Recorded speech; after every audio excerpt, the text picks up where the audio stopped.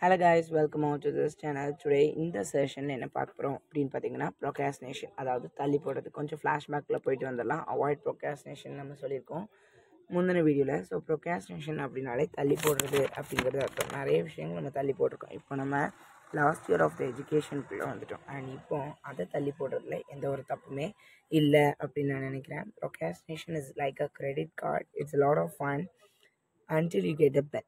Procrastination அப்படிங்கிறது ஒரு credit card மாதிரி. அதில் அதிகப்படியான ஃபண்ட்ஸ் ஏறும். ஆனால் எப்போ வரைக்கும் அப்படின்னு பார்த்தீங்கன்னா அபாயமணி ஓசை கேட்குற வரைக்கும். அப்போ ப்ரொகாஸ்டினேஷன் அப்படிங்கிறது டிலேயிங் ஒர்க்.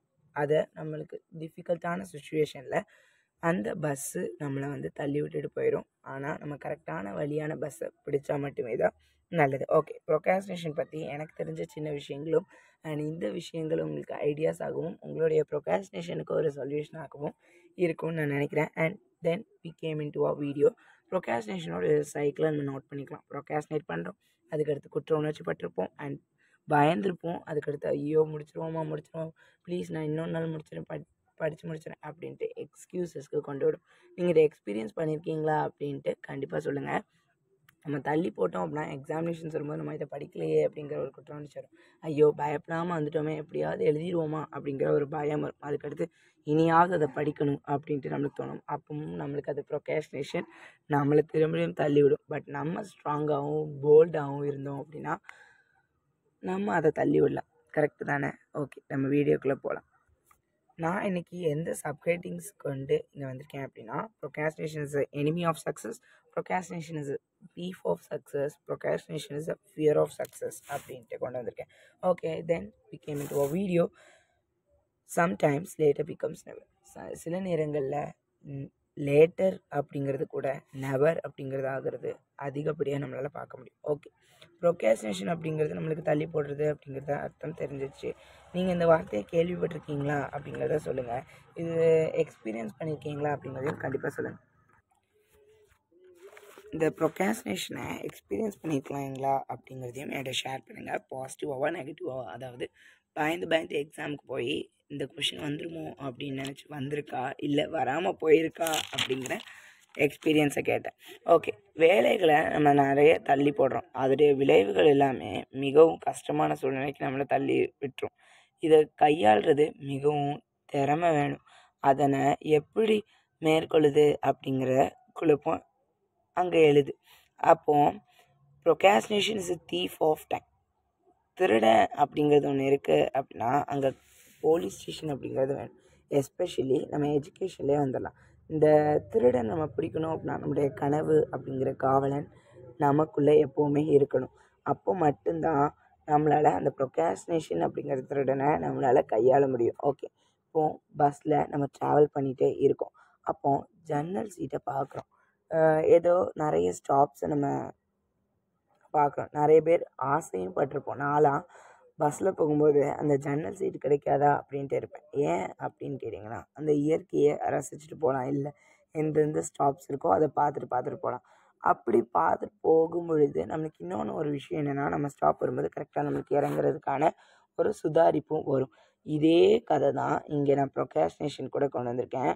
நம்ம பஸ்ஸில் ட்ராவல் பண்ணும்போது ஜன்னல் சீட்டில் உட்கார ரொம்ப ஆசைப்பட்டுப்போம். அந்த பயணத்தில் இயற்கையை ரசித்தோம் அப்படின்னா ரொம்ப மகிழ்ச்சியாக இருக்கும். அதாவது அந்த பஸ்ஸில் நம்ம ட்ராவல் பண்ணிக்கிட்டே கரெக்டாக ட்ராவல் பண்ணிகிட்டு இருக்கோம் அப்படின்னா பிரச்சனை இல்லை. நம்ம ஸ்டாப்பை பார்க்காம 2 ஸ்டாப் தள்ளி இறங்கணுன்னா யாருக்கு கஷ்டம்? நம்மளுக்கு தான் கஷ்டம். திரும்பி நம்ம ரிவர்ஸ்க்கு வர்ற மாதிரி இருக்கும். அப்போது எல்லையை அடையணும் அப்படின்னா நமக்கு அதோடைய பாதை நம்மளுக்கு தெரியணும். கரெக்டான பாதையா தப்பான பாதையா அப்படிங்கிறது. அது மட்டும் இல்லாமல் அந்த பயணம் நேர்வழியாக இருக்கா அப்படிங்கிறது மட்டும் இல்லாமல் நேர்வழியாக தான் இருக்கணும் அப்படிங்கிறது மிக முக்கியம். நம்மளுடைய ட்ராவலில் ப்ரொகாஸ்டினேஷன் அப்படிங்கிற வார்த்தையை நம்ம அதை தள்ளி போடுவோம். அது நம்ம தள்ளி போட வேண்டாம். Okay, procrastination is enemy of success. நம்மளுடைய எதிரியை எதிர்கொள்ளணும் அப்படின்னா நம்ம அதுக்கு வளைஞ்சு கொடுக்காமல் இருக்கணும். இல்லைனா அது நம்மளை வளைச்சிரும். நம்ம வளைச்சி கொடுக்காமல் இருந்தோம் அப்படின்னா நம்மளால் ப்ரொகாஸ்டினேஷன் அப்படிங்கிற எதிரியை நம்மளால் தோற்கடிக்க முடியும். வளைவது போல் வளையாமல் இருப்பதே புத்திசாலித்தனம். என்ன இதில் சொல்கிறீங்க அப்படின்னு கேட்டிங்கன்னா, ப்ரொகாஸ்டினேட் பண்ணுவோம், அந்த ப்ரொக்ராஸ்டினேட் பண்ணுறத இன்றைக்கே நான் படித்து முடிப்பேன் அப்படின்னு பண்ணோன்னா எவ்வளோ நல்லாயிருக்கும்னு நினச்சி பாருங்கள். அதுதான் வளைவது போல் வளையாமல் இருப்பதே புத்திசாலித்தனம். ஓகே, தேர்ட் சப்ஹெட்டிங் வந்துட்டோம். Procrastination is a fear of success. Fear அப்படின்னாலே பயம். பயம் அப்படிங்கிறது நம்மளுடைய பாதையில் இருக்கிறது சாதாரணமான விஷயந்தான். லைக் பேசஞ்சர், நம்மளுடைய பேசஞ்சர் மாதிரி தான்.